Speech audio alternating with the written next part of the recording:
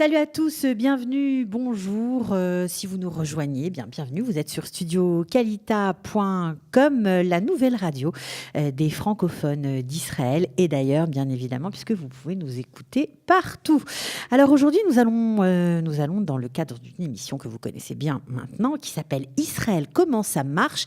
Eh bien, parler du processus d'acquisition d'un appartement. Vaste sujet, vaste question, importante, intéressante. Vous qui êtes peut-être... vous n'êtes peut-être pas encore arrivé en Israël, vous essayez de voir comment vous allez pouvoir vous installer, ou vous qui êtes là et qui peinez pour acheter votre appartement, eh bien, nous sommes aujourd'hui avec Léa Lyon. Bonjour Léa.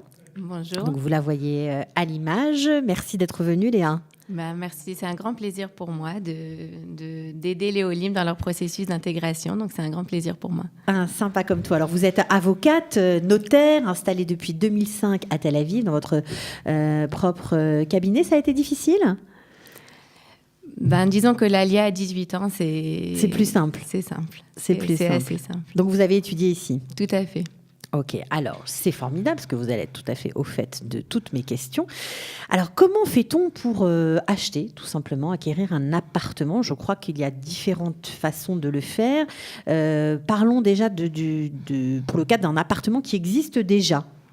Qui est déjà construit, on va dire. D'accord, donc ça c'est le cas, disons, le plus simple parce que l'appartement existe déjà.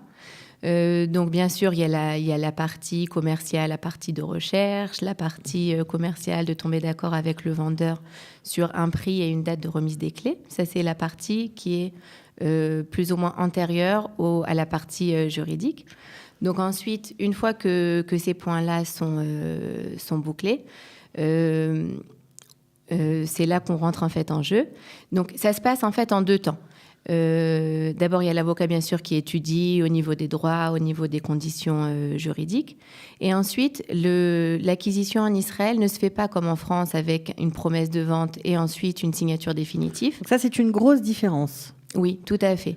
Il y a également deux temps et en fait, les gens ont tendance à penser que c'est les deux mêmes étapes, alors qu'en fait, ce sont deux étapes différentes. Il y a une signature de contrat qui est une signature définitive, c'est-à-dire qu'aucune des parties, après la signature de contrat, ne peut sortir du contrat. Donc, c'est un engagement définitif des deux parties, de l'acheteur et du vendeur. Donc, on ne peut plus se rétracter. Une fois que c'est signé, que le contrat d'achat est signé, pas de promesse de vente. C'est pas comme en France où on peut se dire on a 15 jours, on perd son apport et puis hop, c'est fini. Là, non. On signe, c'est pour la vie. Exactement. En tout cas, pour un moment. Exactement. C'est signé, c'est bouclé. Et surtout, pour les gens qui pensent qu'il y a, comme en France, une condition suspensive d'obtention de prêt, c'est pas le cas. On doit vérifier si on peut obtenir le prêt avant de signer le contrat d'achat. C'est très important. Ça veut dire que si, par exemple, par malheur, on avait un préaccord, on va dire, avec la banque, et puis que cet accord tombe et qu'on a signé, on est mal embarqué. Exactement. Après, c'est des négociations pour essayer de trouver un accord à l'amiable avec le vendeur, mais effectivement, on est dans une situation délicate. Donc, il faut effectivement faire les vérifications en amont, au niveau du crédit. D'accord. Et qu'est-ce que c'est que l'étape de remise de clé, alors ? Alors, en fait, on ne paye pas tout au moment de la signature du contrat. On paye un premier acompte qui est d'environ 20% ou plus. Ça dépend du nombre de paiements. Il y a ensuite, en général, un deuxième paiement au milieu. Et ensuite, la remise des clés où on finit de payer le solde de l'appartement et on reçoit les clés. Donc, il faut tout payer avant de recevoir les clés, évidemment. Exactement. Ça se fait en général au même moment. On donne un chèque bancaire avec ce qui reste à payer et on reçoit les clés. Et c'est à partir de ce moment-là, en fait, en général, le vendeur, pendant ce temps, lui, il va déménager, etc. C'est-à-dire que pendant la période entre la signature du contrat et la remise des clés, c'est le vendeur qui continue à habiter l'appartement ou à recevoir la location s'il le loue, à l'assurer, etc. Et l'acheteur ne reçoit l'appartement et vraiment les clés de l'appartement qu'au moment où il finit de tout payer. Alors, c'est ce processus d'acquisition que vous venez de très justement nous décrire, est-ce qu'il est le même lorsque on achète, par exemple, un appartement sur plan ? Non, dans un achat sur plan, c'est différent. Il y a également deux étapes, mais d'abord, il y en a beaucoup plus. Il y a également ces deux mêmes étapes, c'est-à-dire la signature de contrat et la remise des clés. C'est les deux mêmes étapes. Ok. Et par contre, il y a au milieu d'autres paiements. Il va y avoir en général beaucoup plus de paiements. Ça dépend quand est-ce que l'appartement est prêt, parce que parfois, on achète dans un projet qui est presque fini, et parfois, on achète dans un projet qui est vraiment sur plan. Donc, quand on achète dans un projet sur plan, que l'immeuble vienne de sortir de terre ou pas, il faut déjà verser un acompte pour bloquer l'achat ? Tout à fait. D'accord. À la signature, on signe toujours un acompte. S'il n'y a pas encore eu de permis de construire, on paye cet acompte en séquestre. S'il y a déjà eu un permis de construire, dans les projets sur plan, les projets doivent être accompagnés par une banque en général. Et donc, contre chaque paiement qu'on fait, on reçoit une caution bancaire qui nous garantit que si jamais il y a un problème, que le promoteur dépose le bilan ou quoi que ce soit, qu'on puisse récupérer les fonds qu'on a versés. On a entendu beaucoup d'histoires de gens qui s'étaient embarqués dans des achats, peut-être pas hasardeux a priori, mais qui s'étaient retrouvés avoir payé une grande majorité du montant de l'appartement et qui n'avaient pas d'appartement à la fin puisque le promoteur, comme vous l'avez dit, avait fait faillite ou autre. Alors, ça existe, comment on peut se parer contre ça ? Alors, en fait, il y a une loi qui s'appelle Chok HaMecher, donc la loi pour les achats d'appartements, qui traite justement de l'achat sur plan et qui s'améliore au fur et à mesure. C'est-à-dire que toutes les années, donc effectivement, il y avait eu un problème d'un dépôt de bilan et puis les gens avaient presque tout payé, ils étaient venus prendre les appartements sans avoir reçu les clés. Et donc, suite à ça, il y a eu un amendement à la loi qui a prévu que les paiements qu'on fait dans un achat sur plan ne peuvent être faits que par des bordereaux de paiement sur un compte fermé de la banque qui accompagne le projet et la banque libère les fonds au fur et à mesure. D'accord. Et l'argent ne va plus en séquestre, on va dire, dans la poche du promoteur. Voilà, exactement. Et surtout, la banque se porte garant vis-à-vis de l'acheteur que si jamais le promoteur fait faillite ou dépose le bilan, la banque rend à l'acheteur tout ce qu'il a payé. Oh, mais c'est formidable. Avec une indexation. Ça existe depuis quand, cette loi ?